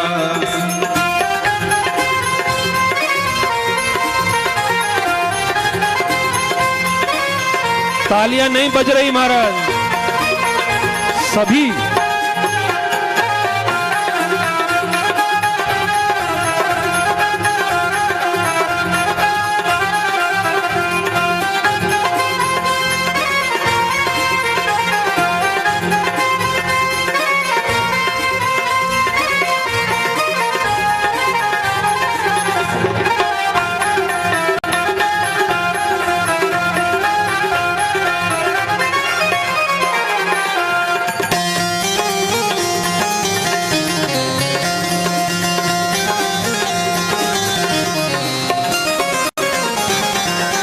रतन जटित पलना में सोहे, रतन जड़ित पलना में सोहे, रतन जड़ित पलना में सोहे, रतन जड़ित पलना में सोहे, पलना में सोहे, पलना में सोहे, पलना में सोहे, पलना में सोहे, रतन जड़ित पलना में सोहे, रतन जड़ित पलना में सोहे। झूलत कुंवर कन्हैया, झूलत कुंवर कन्हैया, ओ झूलत कुंवर कन्हैया, झूलत कुंवर कन्हैया। ओ मैया तेरो यशोदा तेरो, जय हो। ओ मैया तेरो चिर जीवो लाल कन्हैया, ओ मैया तेरो चिर जीवो लाल कन्हैया, ओ मैया तेरो चिर जीवो लाल कन्हैया, मैया तेरो चिर जीवो लाल कन्हैया, चिर जीवो लाल कन्हैया, चिर जीवो लाल कन्हैया, चिर जीवो लाल कन्हैया, चिर जीवो लाल कन्हैया। ओ मैया तेरो यशोदा तेरो, ओ मैया तेरो चिर जीवो लाल कन्हैया, ओ मैया तेरो चिर जीवो लाल कन्हैया, ओ मैया तेरो चिर जीवो लाल कन्हैया।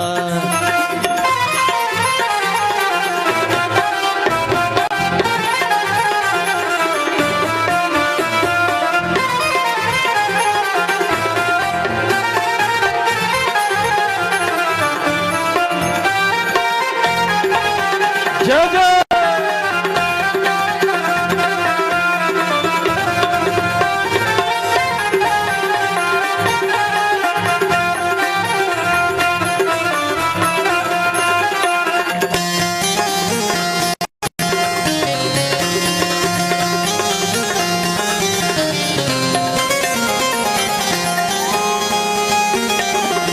मथुरा में हरि जन्म लियो है, मथुरा में हरि जन्म लियो है, मथुरा में हरि जन्म लियो है, मथुरा में हरि जन्म लियो, जन्म लियो है, हाँ जन्म लियो है, जन्म लियो है, हाँ जन्म लियो है।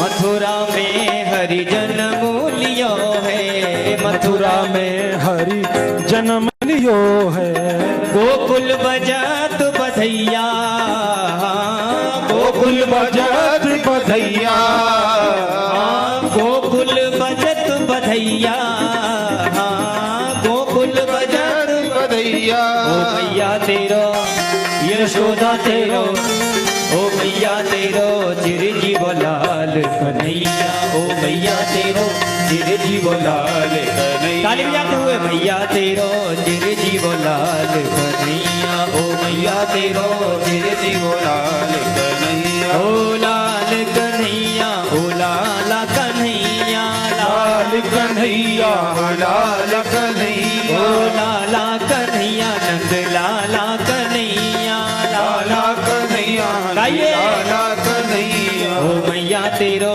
चिरजीव लाल कन्हैया, ओ मैया तेरो चिरजीव लाल कन्हैया, ओ मैया तेरो चिरजीव लाल कन्हैया, ओ मैया तेरो चिरजीव लाल कन्हैया, ओ मैया तेरो चिरजीव लाल कन्हैया, ओ मैया तेरो चिरजीव लाल कन्हैया, ओ मैया तेरो। नंद के आनंद भयो जय कन्हैया लाल की, नंद के आनंद भयो जय कन्हैया लाल की, नंद के आनंद भयो जय कन्हैया लाल की, नंद के आनंद कन्हैया लाल की, ओ नंद के आनंद भयो जय कन्हैया लाल की, नंद के आनंद भयो जय कन्हैया लाल की। हाथी घोड़ा पाल की जय कन्हैया लाल की, हाथी घोड़ा पाल की जय कन्हैया लाल की, नंद के आनंद भयो जय कन्हैया लाल की, जय कन्हैया लाल की, जय कन्हैया लाल की, जय कन्हैया लाल की, जय कन्हैया लाल। बोली बांके बिहारी लाल की जय हो।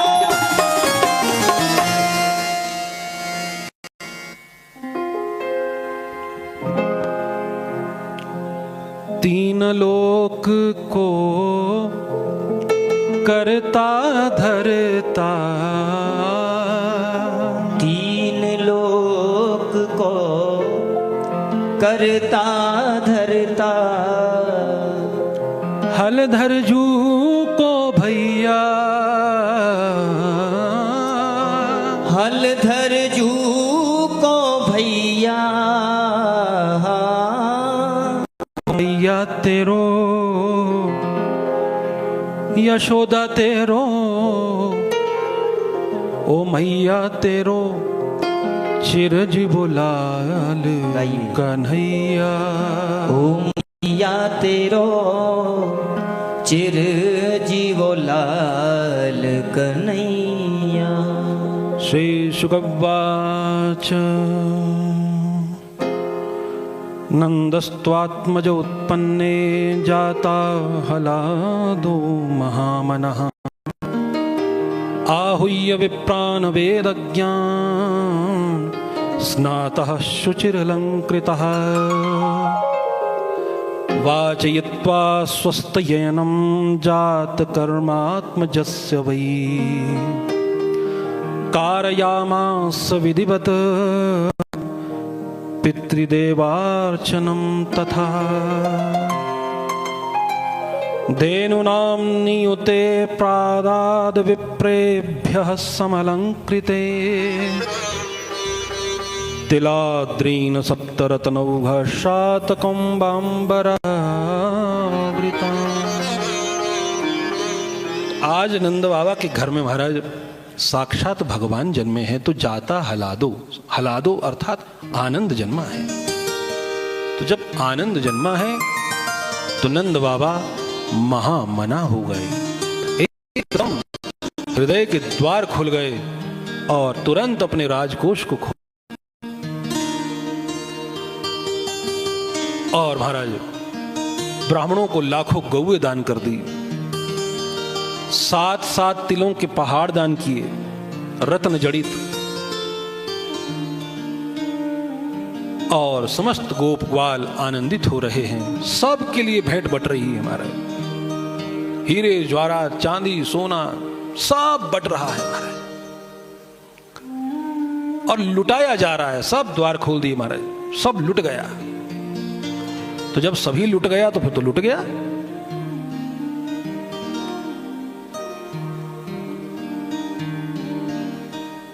सर्वस दान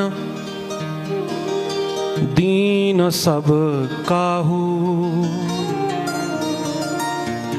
जेहि पावा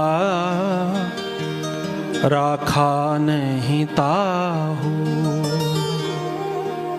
नंद बाबा ने सब दान कर दिया, सब जो था वो सब दे दिया। क्यों? भगवान जन्मा है। हला दो महामना तो महामना हो गए।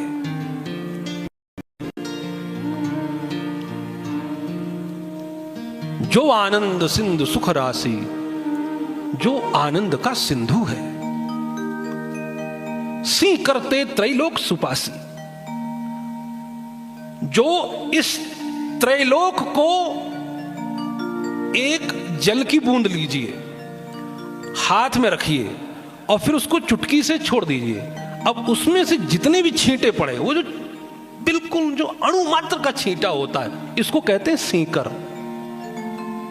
इतने से सीकर से वो समूचे त्रिलोक की प्यास को बुझा देते हैं महाराज। ये है हमारे ठाकुर का प्रताप। तो ऐसा भगवान जिसके यहां जन्मा हो, वो महामना हो गए, सब लुटा दिया। पर जब सब लुटा दिया तो सब लुट गया, फिर तो बचा ही कुछ नहीं। तो क्या हुआ? आगे बांट दिया, गोप ग्वालों पे छोड़ दिया, और उनको मिला तो उन्होंने क्या किया? उन्होंने भी सब बांट दिया। जिसको आगे दिया उसने भी सब बांट दिया। तो सर्वस्व दान दीन सब काहू, तो सबने ही सर्वस्व दान कर दिया। तो जेहि पावा राखा नहीं ताहू, जिसको मिला उसने उसे रखा नहीं, उसने वापस दे दिया। और ऐसे करके जो यहां से दान किया गया था वो लौट करके वापस नंद बाबा के पास में आ गया महाराज। इसलिए कहते हैं कि महाराज भगवान को हम कौन होते देने वाले? नहीं, हम देते हैं भगवान को, पर हम कौन होते हैं? हम जो देते हैं ना जाने उसका भगवान हमें कितना दे देता, कितना लौटा देता है, कितना दे देता है। इसलिए जब महाराज हम जाते हैं ना मिठाई का डिब्बा लेके, नहीं, और ब्राह्मण देवता को कहते हैं महाराज जरा प्रसाद लगा लो। अब ब्राह्मण देवता भीतर गए, घंटी बजाई, त्वदेयं वस्तु गोविंद तुभ्यमेव समर्पयेत् गृहाण सुमुखो भूत्वा प्रसीद परमेश्वर। अब लड्डू उठाया, भगवान के पास में रखा, फिर लड्डू उठाया, भगवान के पास में रखा। अब जैसे फिर लड्डू उठाया, अब बाहर वाले की धड़कनें बढ़ने लग गई। अरे ये सारे लड्डू ब्राह्मण देवता रखेंगे तो हमारे लिए क्या आएगा? हमारे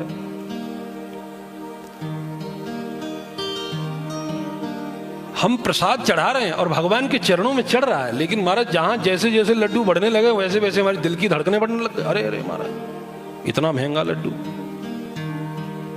और ब्राह्मण देवता रखे जा रहे हैं। तो हम तो भगवान को देने से भी संकोच करते हैं, कांप जाते हैं, दे नहीं पाते हैं, कुछ निकलता नहीं है। पर ध्यान रखिए महाराज, कभी इस बात की चिंता मत करिए कि ब्राह्मण ने लड्डू उठाया और रख दिया। आप समझ लीजिए कि ऐसा समझिएगा महाराज, ब्राह्मण जो है ना वो भगवान का दूत होता है, जो भगवान के पास में बैठा है। अगर ब्राह्मण ने एक लड्डू उठाया, रख दिया और फिर डिब्बा वापस दिया, अर्थात भगवान ने आपका एक ही लड्डू लिया, इतनी खाने की इच्छा थी। अगर ब्राह्मण बार बार लड्डू उठा के रख रहे हैं, 2, 3, 4 हो गए, तो समझो भगवान को भाई तुम्हारे लड्डू बहुत पसंद आए हैं, उन्होंने चारों के चारों लड्डू पा लिए महाराज। तो उस पर प्रसन्न होना है, दुखी नहीं होना है, क्योंकि ये तीनों लोगों का भरण पोषण करने वाला, ये खाने वाला नहीं है, ये देने वाला है, ये दे देता है। तो इसलिए महाराज जब नंद बाबा ने अपने द्वार खोल दिए तो वापस सब लौट के आ गया, सब लौट के आ गया। इसलिए आप देखिए, जब कभी आप घर में भोजन बनाते हैं और 2-4 अतिथि लोग आ जाए तो आशंका रहती है कि कहीं कुछ कम ना पड़ जाए, और कभी कभी तो कम पड़ भी जाता है। फिर हम पानी डालते हैं और घुमा लेते हैं, थोड़ा नमक मिला लेते हैं। परंतु आप देखना जहां कहीं भी भगवान का अन्न क्षेत्र लगता है, कोई भंडारा लगता है, वहां कभी कम नहीं पड़ता है। वहां जितने लोग पाके चले जाते हैं, आनंद हो जाती है, क्योंकि वो जिम्मेवारी भगवान की है। भगवान सबको बांट रहे हैं, भगवान सबको दे रहे हैं। और घर में हम इतने मसाले खाने में डालते हैं, हम सोचते हैं कि हमारा जो व्यंजन है वो स्वाद बन जाए, बढ़िया से बढ़िया बन जाए, फिर भी कोई ना कोई कमी रह जाती है।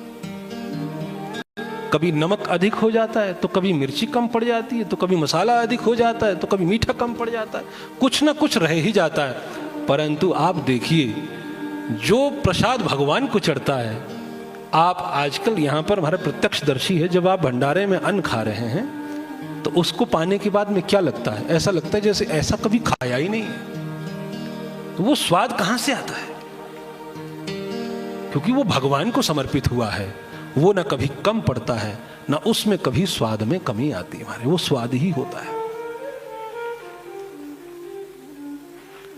तो ऐसे यहां पर आनंद के साथ में महाराज उत्सव हो रहा है। तो उत्सव में सभी को जब नंद बाबा ने आनंदित देखा, तो नंद बाबा ने सोचा, भैया अब मेरा जो वार्षिक कर है, जो मुझे कंस को देना है, ये तो ब्रज के राजा है, कंस तो पूरी मथुरापुरी के राजा है, तो उनको वार्षिक कर देने के लिए जाने को लगे। तो नंद बाबा ने कहा, भैया ब्रजवासियों, तुम्हें खूब आनंद करना है, और ये जो आनंद है, ये जो बधाइयां आई, ये कम नहीं होनी चाहिए, ये चलती रहनी चाहिए। तो महाराज मुझे तो थोड़ा जानो पड़ेगा, मुझे मथुरा में काम है, तो महाराज आपके आनंद में कोई कमी ना पड़े महाराज। और नंद बाबा यहाँ उत्सव को छोड़कर के मथुरा चले गए। मथुरा में कंस के पास में गए और कंस को जाकर के कर दिया। ये सूचना वसुदेव जी को मिल गई। अब वसुदेव और देवकी जो है कंस के कारागार से मुक्त हो गए हैं, कंस ने उन्हें छोड़ दिया। तो वसुदेव को सूचना मिली, तो वसुदेव एकदम से लालायित हो गए कि भाई मेरे दोनों लाला जो है, बलराम जी नंद महल में रह रहे हैं और हमारे कन्हैया भी वहीं रह रहे हैं, तो जाके जरा सूचना तो ले। तो सामने से वसुदेव जी आए हैं। नंद बाबा वसुदेव जी को देख करके, दोनों परम मित्र हैं, आनंदित हो गए, एक दूसरे को हृदय से लगाया है। वसुदेव जी ने शुभकामनाएं दी, कहा, अरे नंद बाबा,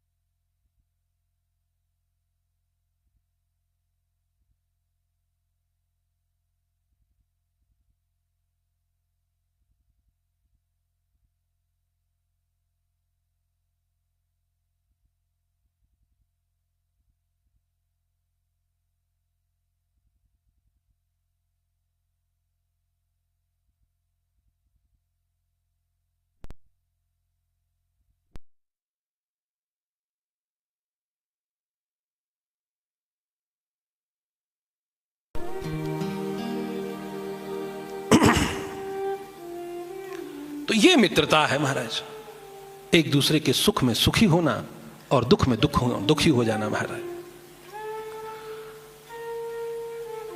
और वसुदेव जी ने कहा, नंद बाबा कोई बात नहीं, जो होना था वो हो गया, ये तो सबका अपना लेखा जोखा, अपने कर्मों का फल है, भोगना पड़ेगा महाराज। परंतु आपके घर में दो दो लाला है, नहीं एक लाला तो वैसे ही वहां मेरा है, तो महाराज ये समझ लीजिए आपका दूसरा लाला भी महाराज मेरा ही है, मैं ये मान लूंगा। हाँ हाँ महाराज, इसमें संकोच की क्या बात है, अरे आप ही को तो लाला है महाराज। तो महाराज बोला, आप मेरे मित्र हैं तो आपका लाला भी मेरा ही लाला है, तो कोई बात नहीं, जो हो गया सो हो गया। परंतु मैं आपको एक बात कहूं, आप तत्काल यहां से वापस गोकुल चले जाओ महाराज। मुझे कुछ अमंगल की आशंका हो रही है, ऐसा लग रहा है कोई अमंगल घटना न घट जाए महाराज। नंद बाबा तत्काल वहां से चल दिए महाराज। और इधर एक अद्भुत घटना हो गई महाराज। आज भगवान 6 दिन के हुए हैं, तो इतने में महाराज यहां पर कंसेन प्रहिता घोरा पूतना बालघातिनी शिशुश्चकार निघनन्ति पुरग्राम व्रजासिदु दिशु। यहां से पूतना ये घोर राक्षसी है, और ये महाराज यहां से भगवान की खोज में ब्रजमंडल में आई, और इसे मालूम पड़ा है कि कोई नंद के महल में लाला जन्मा है। हो ना हो वही कंस का काल हो, तो भाई कैसे जाए, वहां तो बहुत भीड़ लगी हुई है।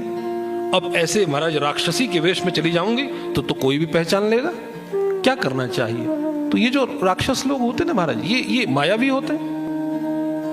तत्काल इसने माया से महाराज इतना दिव्य सौंदर्य बना दिया, ऐसा स्वरूप बना दिया, ये चमेली के पुष्पों का श्रृंगार और सुगंधित इत्र फुलेल लगा करके, और बढ़िया महाराज रेशमी साड़ी को पहन के, और स्वर्ण के आभूषणों को लगा करके महाराज, और हाथ में कमल का पुष्प लेकर के घुमाते हुए मंद गति में जैसे ही ब्रजमंडल में प्रवेश किया है, तो ऐसा लगता है जैसे भगवान के दर्शन को करने के लिए साक्षात लक्ष्मी जा रही है। ऐसा मधुर स्वरूप बना के गई। इसलिए जो छल करने वाला होता है ना, वो बड़ा भोला स्वरूप बनाता है, बड़ा ऐसा स्वरूप बनाएगा कि आप समझेंगे महाराज इससे बढ़िया तो भक्त कोई नहीं है। मुंह में राम राम बगल में छुरी कहता ना, ये होता है। तो आजकल तो और भी हाईटेक हो गया। अब तो चोर भी बढ़िया कोट पैंट टाई लगा के, हाथ में एक बढ़िया एप्पल का लैपटॉप होता है, फिर वही महंगे वाला फोन, तो आपकी बगल वाली सीट में बैठ जाएगा और आप निश्चिंत हो जाओगे, भैया हाँ कोई बड़ा आदमी बगल में बैठा है तो हमारी यात्रा सफल होगी, तो क्यों ना हम चैन की नींद सो जाएं। और आप चैन की नींद सो जाते हो, और जहां आप सोए इतनी देर में आपकी चैन गायब हो जाती है। अरे क्या हुआ महाराज, अरे कोई बगल में बैठा था ले गया। बोले लग तो नहीं रहा था महाराज, देखने में तो चोर नहीं लग रहा था। तो ये इसलिए जो नकली सामान होता है वो असली से ज्यादा चमकता है, तो कभी चमक के पीछे नहीं भागना चाहिए। नकली असली से ज्यादा होता है। एक बार ब्रह्मा जी के द्वार में दंभ गया, दंभ जो पाखंड होता है, और ब्रह्मा का समाज बैठा हुआ था, और ये महाराज बढ़िया चंदन लगा के और बढ़िया माला धारण करके, केसरिया वस्त्रों को धारण करके, हाथ में कमंडलू और दंड लेके जैसे ही प्रविष्ट हुआ तो जितने भी ब्रह्मा के सभासद थे खड़े हो गए। अरे महाराज कोई तेजस्वी आया है, कोई परम योगी यतिवरेण्य आया है। तत्काल ब्रह्मा ने जब देखा, अरे महाराज कोई लगता है कोई बहुत बड़ा व्यक्तित्व आया है। ब्रह्मा भी उतर के आए, प्रणाम किया, महाराज आइए भगवान, आज आपने हमारे इस लोक को पवित्र कर दिया, आप आए हैं। इतनी देर में वहां पर कुछ लोगों ने पहचान लिया, अरे ये कोई यति नहीं है, कोई योगी नहीं है, ये तो दंभ है, अरे ये तो पाखंड है, ये तो केवल वेश बना के आया है। तुरंत ब्रह्मा जी के कान में आके सूचना दी, महाराज ये तो पाखंड है, ये कोई योगी यति नहीं है। ब्रह्मा जी हैरान हो गए, महाराज ब्रह्मा जी को आश्चर्य में डाल दिया, ये है पाखंड।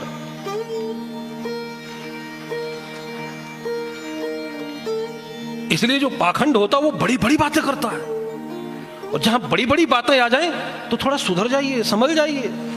हमारे रामचरितमानस के बालकांड में घटना, एक राजा प्रताप भानु है, वो वन में गए तो जल बिनु भयो अचेत, प्यास लगी तो कुटिया में गए, वहां एक पाखंडी बैठा हुआ था, वो उसी राजा का शत्रु था।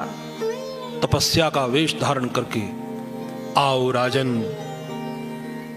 मैं तुम्हारे तेज को देख करके पहचानता हूं कि तुम राजा हो, तुम्हारा नाम प्रताप भानु है, वो तो इतना दंडवत हो गया, महाराज आपने मुझे कैसे पहचान लिया?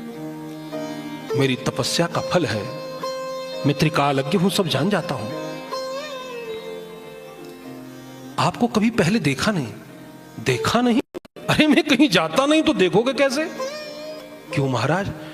जब से ब्रह्मा ने सृष्टि बनाई है, जब से मैं जन्मा हूं, तब से कभी इस स्थान को छोड़कर के कहीं गया ही नहीं। इतनी लंबी बात फेंक दी, प्रताप भानु चक्कर में आ गए। अरे वाह, लगता है कोई बहुत बड़े तपस्वी हाथ लगे। बोले महाराज कृपा करके कोई वरदान दे दो महाराज, ऐसा वरदान दो कि 100 कल्प तक मेरा राज्य हो जाए, मैं बूढ़ा नहीं हूं और मुझे कोई जीत न सके। हाँ हाँ क्यों नहीं, सब दे देंगे। और था पाखंडी, और फिर उसने ऐसा षड्यंत्र रचा कि ब्राह्मणों का कठोर शाप लग गया और 1 वर्ष के भीतर ही राजा प्रताप भानु कुल के समेत नष्ट हो गए। तो इसलिए महाराज जरा सोच के, जरा समझ के, केवल वेश के पीछे ही मत भटक जाइए, पहले जान लीजिए। हमारे यहां कहते ना, जल पीजिए छान के तो गुरु कीजिए जान के। जल को थोड़ा छान के, और जिसको गुरु बनाना है थोड़ा जान लीजिए। पहले ही दिन में बहकना नहीं है, जान लीजिए, समझ लीजिए, देखते रहिए, सुनते रहिए। जब स्थिति जस की तस बनी हुई है तो समझ जाइए कि महाराज, क्योंकि यहां जो पाखंड है वो बहुत अधिक समय तक नहीं रहता, क्योंकि खुशबू आ नहीं सकती कागज के फूलों से। कितनी देर तक रहेंगे? वो कृत्रिम सुगंध है जो डाल दी गई है, पर कब तक रहेगी?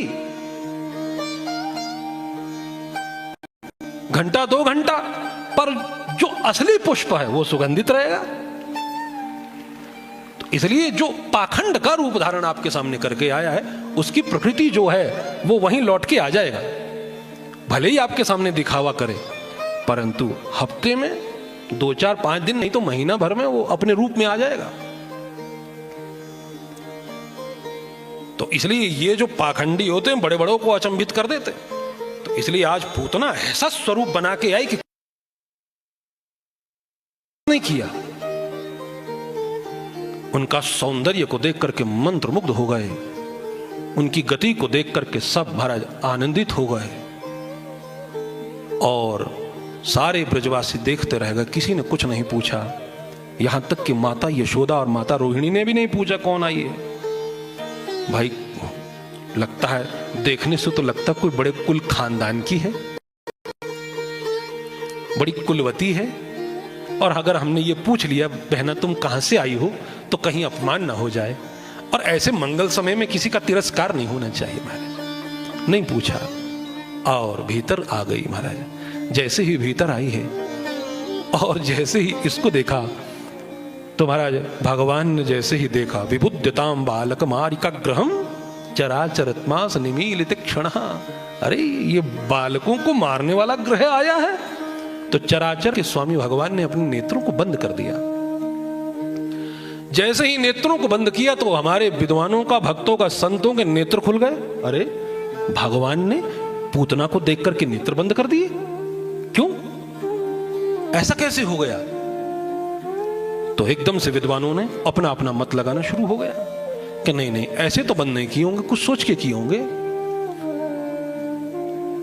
तो किसी ने कहा क्या भगवान डर गए? भगवान ने डर से नेत्र बंद कर दिए? बोले हाँ, तो उसमें गलत क्या है? इस समय भगवान बाल लीला कर रहे हैं और बाल का स्वभाव है भयभीत होना, इसलिए भयभीत हो गए, इसलिए भाई से नेत्र बंद कर दिए। उसमें गलत क्या है? भाई लीला कर रहे हैं ना, तो कर रहे हैं। नहीं नहीं, ये नहीं हो सकता है, क्या होगा? बोले भगवान की जो दृष्टि है वो पापियों पर भय उत्पन्न कर देती है। तो भगवान को लगा कि अगर मेरी दृष्टि पड़ जाए, मेरी दृष्टि मात्र से इसका जो नकली वेश है चला जाएगा, ये भयभीत हो जाएगी, भाग जाएगी, तो इसलिए मैं इस पे दृष्टि नहीं डालूंगा। इसका जो समाधान होना वो होना ही है, आज होना ही है। तो इसलिए नेत्र बंद कर दिए। अथवा विद्वानों ने कहा नहीं नहीं, ऐसा नहीं हो सकता है। फिर बोले प्रीतिर नयन योगात, नयनों के मिलने से प्रीति हो जाती है। तो भगवान भयभीत हो गए कि कहीं मैंने पूतना के नेत्रों में देख लिया और कहीं मुझे इसको देख करके प्रेम हो गया तो मैं इसे मार नहीं सकूंगा। ये हमारा ठाकुर है ना, ये तो दयालु है, इसलिए इसे करुणा निधान कहते हैं, क्योंकि करुणा का सागर है। ऐसो को उदार जग माही, बिन सेवा जो द्रवहि दीन पर, राम सरिस को ना। तो वो तो महाराज द्रवीभूत हो जाते हैं, दया में आ जाते हैं। तो कहीं महाराज इसके नेत्रों में भगवान ने प्रेम देख लिया तो क्या होगा? तो इसलिए भगवान ने नेत्र बंद कर दिए। अथवा क्या हुआ होगा? बोले महाराज भगवान को लगा कि भाई हम तो माखन मिश्री खाने के लिए आए हैं और अभी वो तो हमने चखा पिलाने चली आई। भाई आज तक तो ऐसा कोई संयोग ना बना हो कि हमने विष पिया हो, तो विष पीने का तो अनुभव नहीं है, क्योंकि आज तक हमने खीर खाई, लड्डू खाए, पेड़े खाए, भक्तों के द्वारा दिए हुए 56 भोग खाए हैं, परंतु कभी विष नहीं पिया है। तो क्या करें? तो कोई अनुभव ही होना चाहिए जो विष को पी सके। कौन है? बोले भगवान शिव है, उन्हें अनुभव है, क्योंकि वो तो हमारा जो समुद्र मंथन से निकला हुआ हालाहाल विष ध्यान कर लिया कि हे भोले बाबा, और ध्यान करने के लिए हम नेत्र बंद कर लेते हैं कि भैया देखो माखन मिश्री खाने आया हूं, तो दूध तो मैं पी लेता हूं और विष आप पी लेना महाराज।